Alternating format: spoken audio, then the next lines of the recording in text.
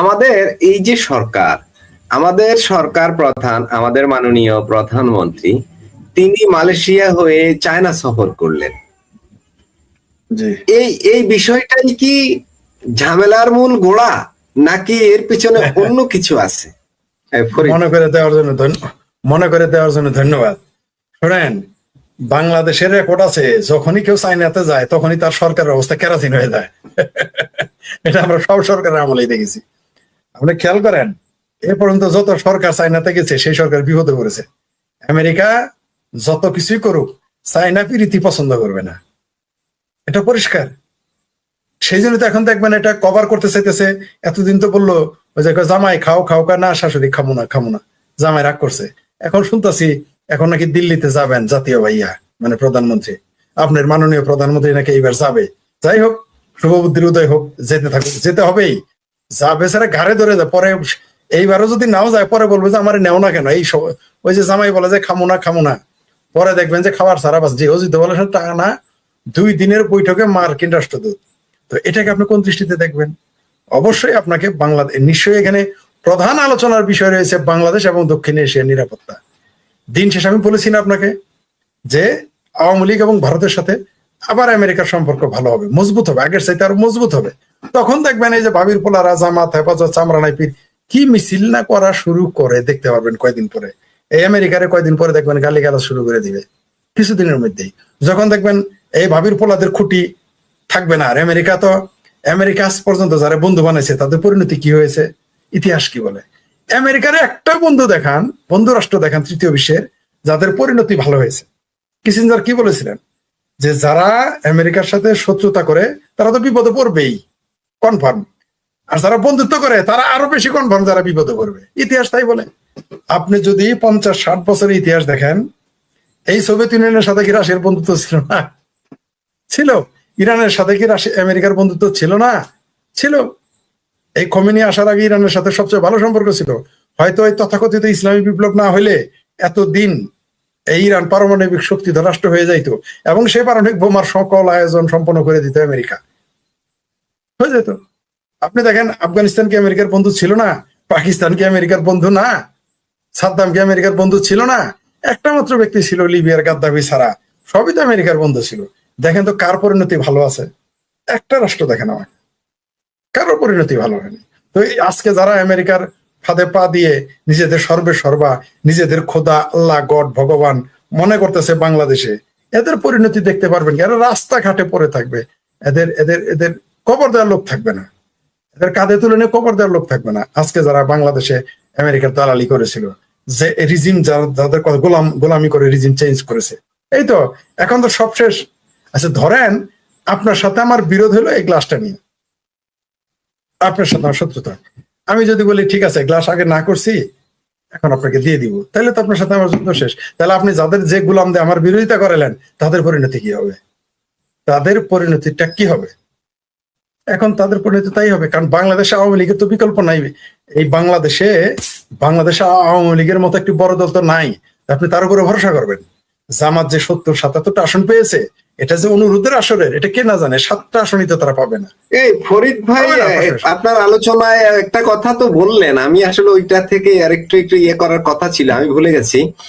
সেটা হলো আমাদের তথ্য উপদেষ্টা, প্রাইম মিনিস্টারের তথ্য উপদেষ্টা ডাক্তার জাহিদুর রহমান, তিনি যে কথাটা বললেন যে শেখ হাসিনা দেশে আসলে তাকে আইনি সহায়তা দেওয়া হবে, তার সর্বোচ্চ নিরাপত্তা দেওয়া হবে, এই কথাগুলো তিনি সাংবাদিক সম্মেলনে বলেছেন।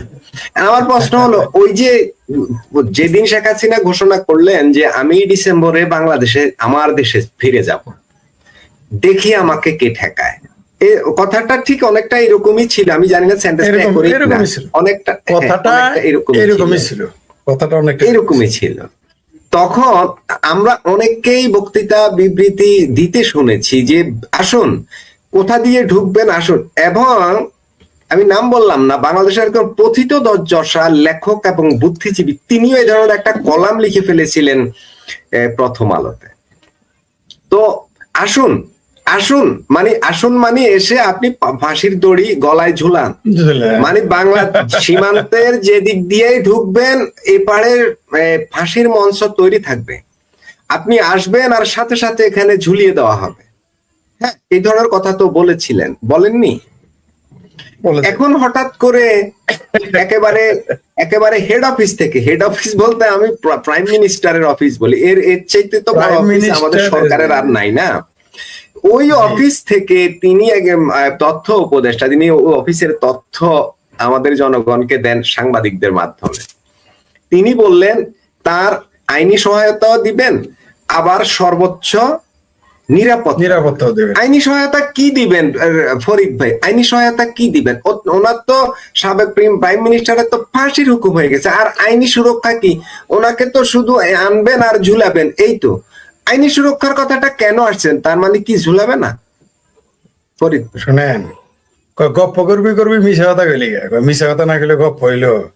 তো এই পেতি পাড়া বলেন, জাহেদ বলেন, সালাউদ্দিন সাহেব বলেন, বলছেন না সালাউদ্দিন সাহেব যে দাফন হয়ে গেছে দিল্লিতে আওয়ামী লীগের, এখনই কিন্তু বলা শুরু করেছে যে নিরাপত্তা দেবে, আইনি সহায়তা দেবে। আর কয়দিন পরে কি বলবে জানেন? আমরা তাকে স্বাগত জানাই, এগুলো ভাষা শুরু করবে কয়দিন পরে। এত সস্তা অতনালিয়া দেশে। ফরিদ ভাই, আমি চন্দন নন্দী নর্থ ইস্টের নিউজের তিনি কলাম লেখেন এবং অনেক অনুসন্ধানী রিপোর্ট করেন, সত্যতা পাওয়া যায়, অনেক বড় বড় রিপোর্ট করেন তিনি। চন্দন নন্দী একদম নাড়িয়ে দেন। বাংলাদেশের 24-এর ইলেকশনের আগেও বাংলাদেশের সরকার যে পড়ে যাবে এ নিয়ে চন্দন নন্দী কিন্তু অনেক চ্যানেলে কথা বলেছেন। অনেকেই তখন চন্দন নন্দীকে গালাগালিও করেছে যে এই বেটা শুধু বাংলাদেশের সরকারের বিরুদ্ধে বলে, মানে শেখ হাসিনা সরকারের বিরুদ্ধে বলে।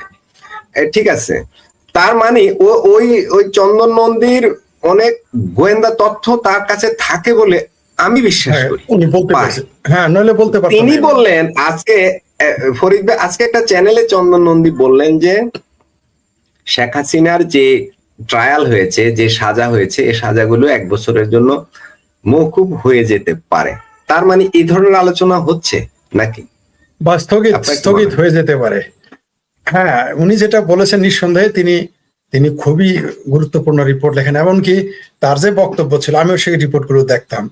আমি তখন বলতাম হয়তো ওভার কনফিডেন্টের কারণে এই সরকারের পতন করতে পারে। এটা আমিও তখন তার সাথে ওইভাবে একমত না হলে আমি আওয়ামী লীগের নেতাদের বলতাম, বিএনপির নেতাদের বলতাম যে আওয়ামী লীগের যেহেতু তারা ধরেই নিয়েছে 5 বছর আর ক্ষমতায় থাকবে, এই ওভার কনফিডেন্টে তাদের পতন ঘটলেও ঘটতে পারে, এইভাবে বলতাম।